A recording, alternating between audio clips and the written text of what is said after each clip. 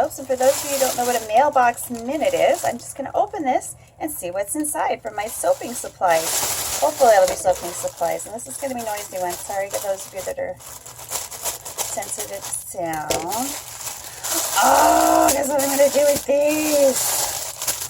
I watched one of my good friends on one of my Facebook things make a donut-shaped rubber ducky with these, and they actually spin around with the ducky in them. So I'm really excited about that, guys. I hope mine work too. But this is going to be super, super fun, and they're so tiny. They're just little itty-bitty, so they're not going to make it, yeah, they're going to make it awesome. All right, see y'all next time. Bye for now.